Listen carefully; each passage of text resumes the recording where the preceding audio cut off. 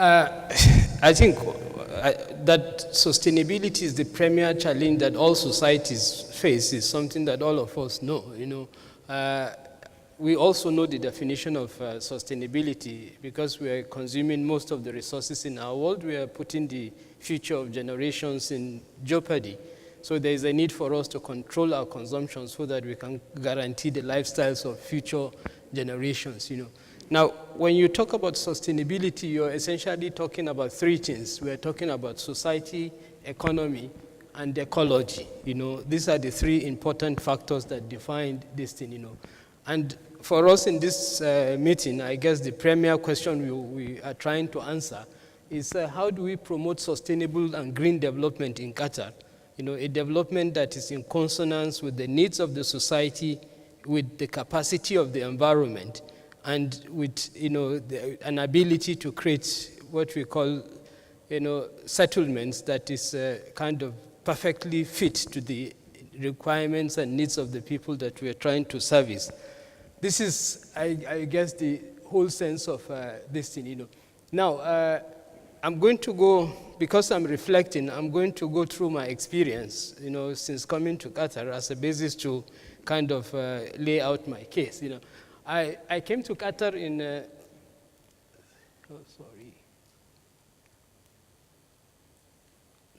Yes, I came to Qatar in 2013, and for most of us who were in Doha during that period, would remember it as a period of kind of congestion on the roads, traffic jams, roundabouts were being changed into roads, and everything was in a state of really standstill, and everybody was frustrated, So we had this massive issue that was this thing,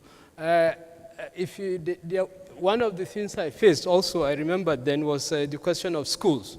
I mean, we came to Doha and there was no school to even enroll the children, and you had to really be struggling to look for the schools for kids, When we came, the structure of the population was, when I came, I found out that the population was around 2.4 million. In planning terms, we'll call this just a medium-sized city. This is the kind of population we have. Within this population, you find out that the size of the non-national component was very high, meaning that the national population is small. Within these 2.4 million, one of my students did the research, and she came up with statistics that 60% of the population was labor, construction labor. And one of the first things I asked myself was, wow, how can we have this in a city and a country? Because essentially you're having an unstable population. When you have construction labor, as an architect, I also know that the durations of most projects will be between 5 to 7 years. After that, you're going to be fallow. Are you going to generate the same level of construction to retain this 60%, or are you going to allow them to go? What does it imply in terms of economy? What does it imply in terms of society? So it raises a lot of issues that we have to kind of look at and begin to address. So these issues for me raise questions of resilience and sustainability in the country that I've been trying to understand and to see kind of what is it and how do we address it. Just to put it in context, this is more or less a spatial kind of exploration of the character of Qatar's society. From population, you can see that we have the population has been growing from 1950 to 2000. You have it projected up to 2050. We expect it to go to 3 million by 2050. Now we are at the point of around 2.6 million. This is the population of this thing. The interesting thing about this population is that if you look at the chart, it's completely urban. All of the population, they don't live, they're kind of rural area. Most of them are in cities. When you look at the size of cities, you would also see dominance. They are only kind of, once you take, now, when you say Doha, you say Al Rayyan, this division is a bit untenable because you're dealing with a metropolitan area. So at the end of the day, Doha, Rayyan is essentially one metropolis, In fact, to some extent, you could even argue that it is extending as far as to Wakra now because there is almost getting to be contiguous development that is happening along the way. So when you look at all of this, then you begin to see the profile of a city that is, of a country and city that is essentially urban and that is concentrated within a particular place. When you look at this spatial information, what you see is that it's a country that is growing very fast, even though, again, like we said, the population might not be completely resident here, but it is still growing fast. And it is creating what we call spatial and economic concentration, within one city, because most of the economic activities that takes place in Qatar, I would say 80% takes place in Doha. So all the other, there are some other cities, but their function is very low. They are not designed as they're more or less secondary cities to Doha, So this concentration is not allowing the other cities to grow, and therefore, because of that, most activities are being concentrated in Doha. Now, while we know we do have a national spatial strategy in Qatar, which is again trying to promote kind of multi-level settlement development, but we need to really kind of look at this strategy with a focus on trying to see how do we expand production beyond the situation where we have in one location here in Doha particularly. It means we need secondary cities. We need a system of cities within the country for it to function. Now, that's just the spatial aspect. If we come to the economy, Qatar has a very strong economy. By the way, 3 or 4 years after staying in Doha, demand and supply was able to address the issue of the schools, And so now we have more schools than kind of people looking for spaces in the schools. This is a good factor of how the markets work, that when you have efficient markets, they are elastic enough to respond to demand and to supply the resources that you need, Now, Qatar has a very strong economy, and we know that the GDP is characterized by surplus, and there's been a massive investment in infrastructure to the extent that even the congestion that we used to see has virtually disappeared. Other than in some places now where you have active construction, I think in most places it has disappeared. But then there is one limitation that still stays, and that limitation is in kind of the robustness of business activities and production, what we call the application of scale economics, agglomeration and scale economics. When you have a population there's 2.4 million, like I said earlier, it's just a middle-sized city. There are very few industries that you can sustain at a reasonable scale, and at reasonable agglomeration scale also in your economy. That means you're limited. Because if you can't have robust industries operating at an agglomeration scale, you have to bring those resources from somewhere, because you're not going to be competitive enough when you set up the industries within this. And this is, I think, the problem that this is one of the critical sustainability issues that is now facing Qatar.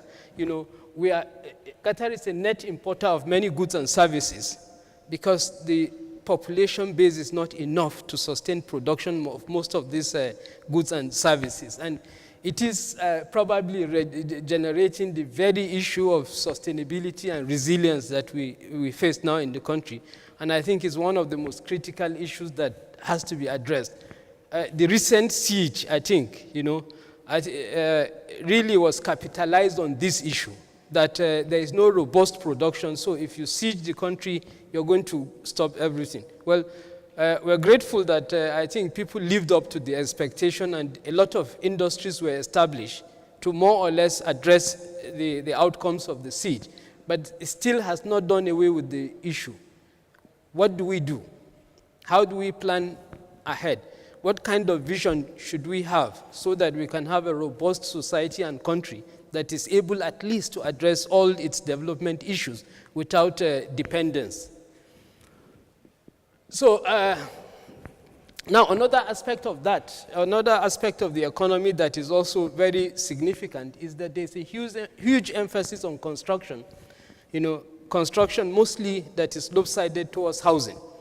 If you go into Doha in particular, you see a lot of housing estates that are being constructed from Lusail, The Peel, Barwa, and other places. You see a lot of construction going on, And part of what is happening is that it seems as if there is no adequate research on demand and supply situation in the housing sector. Because it appears as if there is a lot of vacancy in housing, but then there is also supply coming out, Now, if you keep a situation of oversupply of any resources, you're going to have a collapse in the market. And that can have significant effect on the economy. So these are, again, issues that are not being examined, So what we see is that there appears to be an element of oversupply of development, and it has this potential to create destabilization in the market, But then it is also an opportunity, because if you have a supply of infrastructure and housing that is of high quality, it also gives you a leverage to develop your economy and expand it, and create create a resilient economy that can withstand forces of destabilization. And so, while yes, housing is being oversupplied, I think that we need the vision, we need the necessary vision, to kind of capitalize on this oversupply so that we create the setting for a kind of a way to expand and create a more robust economy, And that means that we need to think outside the box, I think part of the lessons that we've learned in the development of Qatar is that you don't think within the box. You need to go and think outside the box, use what you have, leverage it, and get what you want. Including the stability that we want, including the recognition and importance that the country needs, So now, if you come to the natural resource side, I'm looking at society, economy, and natural resources. If you come to the natural resource side, you would find out that Qatar is a coastal area. We are subject, it's going to be subject to kind of flooding if you have a kind of climate change impact. So these are some of the issues that that needs to be considered in the development of the country. Now, there is also, as the population grows, as the society gradually grows, we are having expansion in consumption. Water, particularly, is an issue. I think all of us, we always, there are many laws that have been introduced to limit the use of water. You can't do this, you can't let it run, you can't use it for cleaning, because water is a scarce resource. Desalination is a very expensive process. And so you need to be able to manage this thing. But one of the impacts also of desalination is that you end up with salinity in the Gulf. And salinity means that you're gradually going to make the environment unfit for kind of marine life, which in essence is going to lead you again to a different sustainability issue, because your fishing is going to go. So these are again issues of sustainability that are associated with the development. In general, I think we need a long-term environmental assessment and plans. And it's not like there is none happening. We have a whole Ministry of Environment in charge. But the idea is that as we develop, we need to reassess these things and have not only an understanding of the processes and impacts that is happening, but then what is our goal? Where do we want to do? What do we want to do about it? How do we address these issues so that we create a kind of an economy that is robust and vibrant, So we need long-term assessment and better natural resource management as part of the process to make sure we have this thing, Now, at the end of the day, I think the major question is how do we exploit the potential of the country to ensure that it moves forward? This is the critical issue that Now, all of us know that countries are in competition to make sure they kind of attract people, attract industries, attract production, and create a base for them to become global cities. And Qatar already, Doha is recognized as a global city. So I think that we need to do that, Now, when cities do this, what they are doing is that they actually leverage their resources to attract high-end industries that can give them value and create, and make them important as settings for doing business and economy, So you would find out that information technology high-end medical research, medical tourism. These are areas that many cities and countries capitalize with. This is just a short list of that, And then what attracts these industries mostly, what attracts these industries mostly to places, we call in planning terms, we call it voting with your feet. You have a bundle of services and that is very good for industries. Then they are attracted there and they move and they come to your place to do their production. You don't have the services, they don't come there. And so in many countries, what they do now, they set up economic zones, they build fantastic infrastructure. Go to Thailand. Thailand is recently now, if you notice, advertising its ports and things like that it's developing as a way of attracting and kind of leveraging production in the country.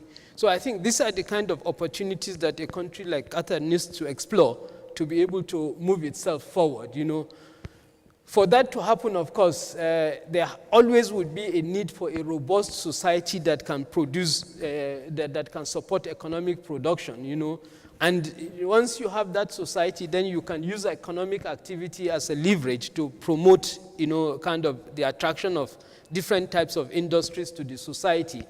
Once you do that, then you're going to, first of all, secure yourself the importance that you deserve to, within the international community, the recognition and importance that a country deserves.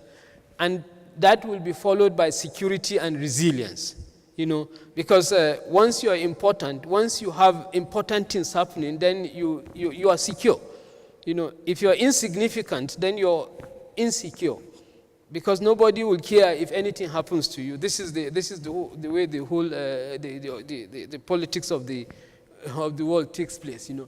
So what are the kind of suggestions that we think is good for Qatar? I think we think that we should. One of the things that should happen is that. I think Qatar should not develop as a one-city state. We should have a robust systems of city, even though the land area is limited. But we do have cities that are located in different parts of the country. And it will be good to kind of expand those cities and leverage them so that we have a kind of distributed production system taking place. We need to leverage the existing infrastructure to attract industries that the country needs, to give it to give it identity, and not only that, to give it importance. If you take things like finance, high-end genetic research, and we're already having industries in that. When you look at Sidra, and other, you have a base to leverage those to kind of establish yourself, and therefore those can serve as attractions that can form the platform to build the country. So all of these kind of industries can be attracted to Qatar to generate an active and robust society that can support a robust economy. Of course, it would require sacrifice in the sense that you have to be able to accommodate these people. So you have to create what you call the framework, the political framework for them to come and be resident and participate in the economy, And then even when we do that, we need to make sure, because these people, like I said, would only be attracted by the bundles of services that you provide. So we need to plan the cities, we need to plan our cities with focus on centers, that work, on the cities themselves. We don't, right now if you go to Doha, you tend to really, it's a multi-centered city, but you can't sense the centers of the city. They are so, they act like a flux into each other. You're in Al-Sad, it's a center, but you don't know where is the center of Al-Sad. What gives it definition as a community? We need to improve planning and the structure of the cities so that we can have them we can have them functioning very well. We improve them through improved transportation, walkability, and greening, like some of my colleagues, and the ultimate aim is to create livable cities. If you have a special organization that is livable, infrastructure that is high-end, and you attract industries that are important, then you create a basis for development that is in the long run sustainable. Okay, and I think that is the end of my presentation. I just leave you with this. This is just some of the goals of sustainability. Thank you very much.